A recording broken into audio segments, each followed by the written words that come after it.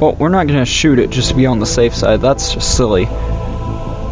But, you know, I don't want to take the chance of it being a zombie, so we're not gonna do that. We're gonna smash his face open. I hadn't survived the outbreak this long by taking unnecessary chances. No, we survived it by eating lots of grain. Over again, until all that was left was a bloody red mush on the carpet.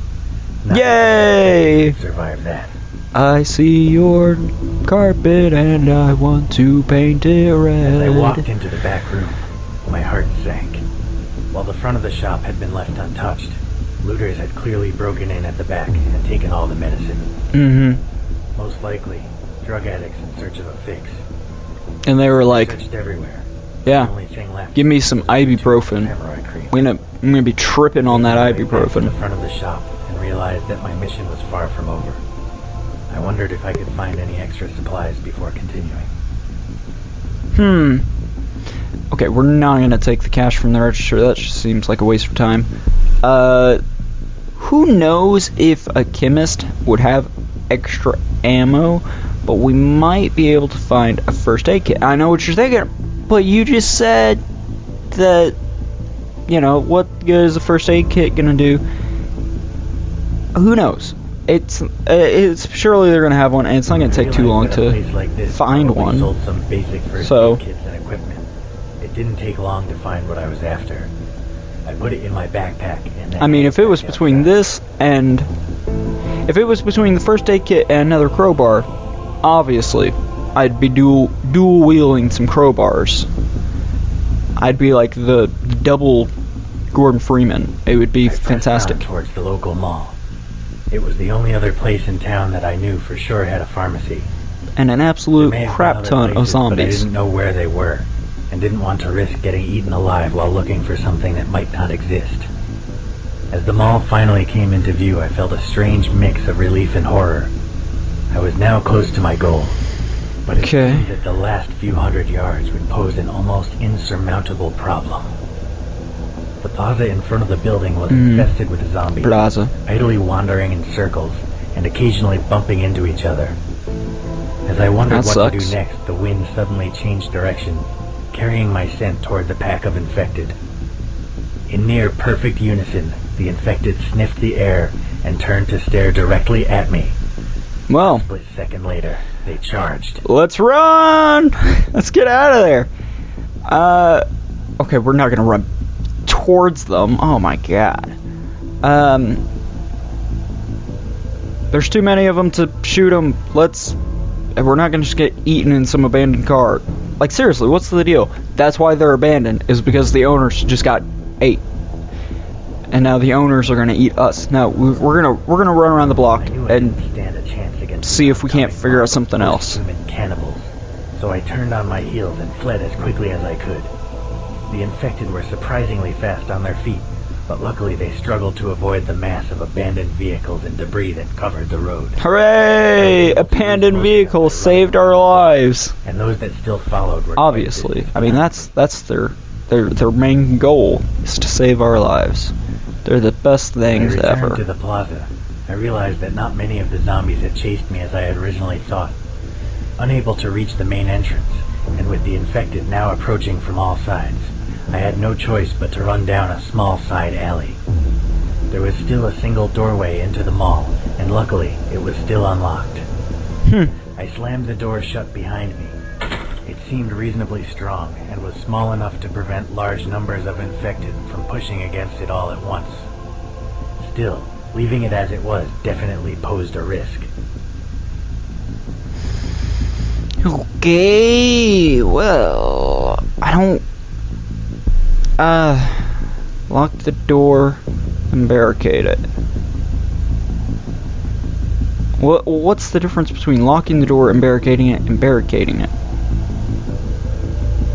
I forget it. We'll just do that. We'll lock it, barricade it. Quickly looked around for something to barricade. And yeah.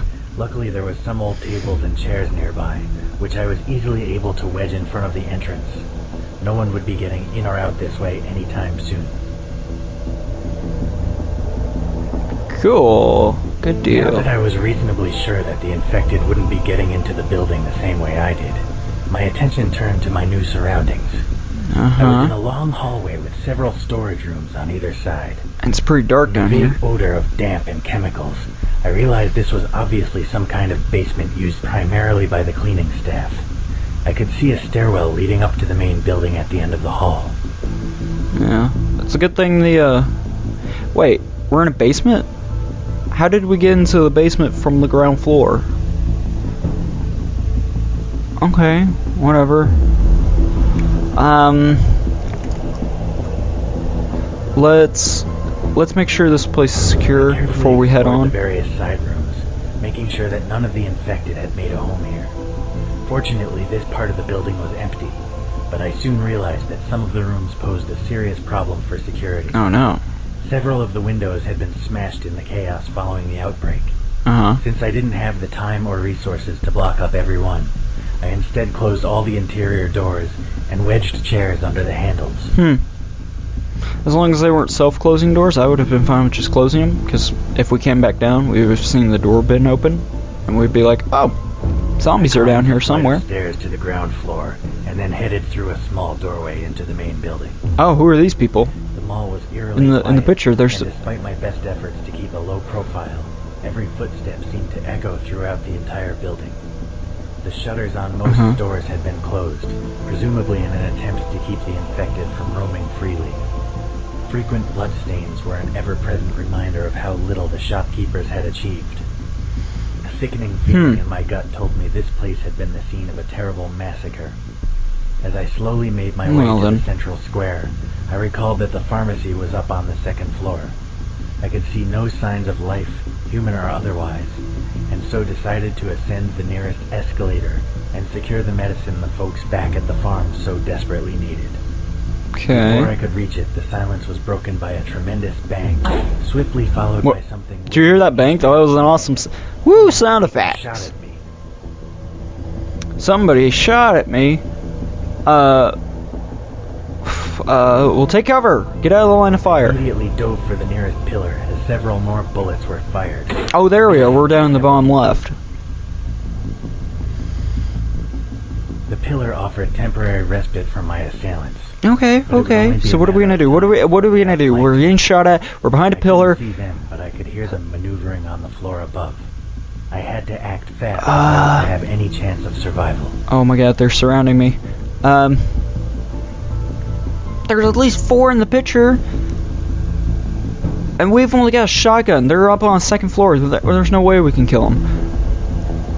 I think we're just gonna have to risk it and try and reason with them. I realized that they had me totally pinned down, and that my chances of surviving a firefight were slim. My only hope just be like, I want to leave. I want to leave. Number 5 isn't alive. There was a pause, followed by a voice full of fear and doubt. Prove it. Okay, what do you want? I put my gun on the ground and stepped slowly out from behind the pillar with my hands up. Why'd I have to put my gun on the ground? And so I reluctantly did what I was told.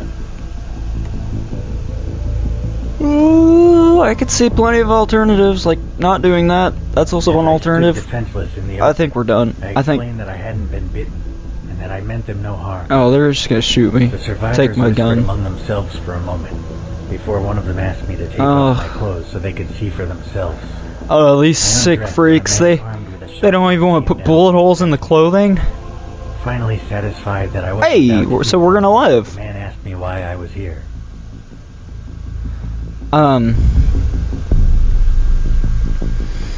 What should we do? What should we do?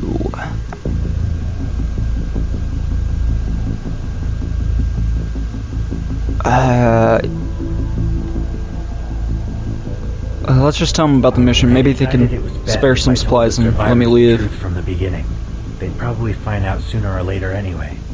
As I put my clothes back on and picked up my equipment, I explained all about the fortified farm. I wouldn't have told them about that. For antibiotics. They might come after our grain. My bravery and allowed me to join them on the second floor.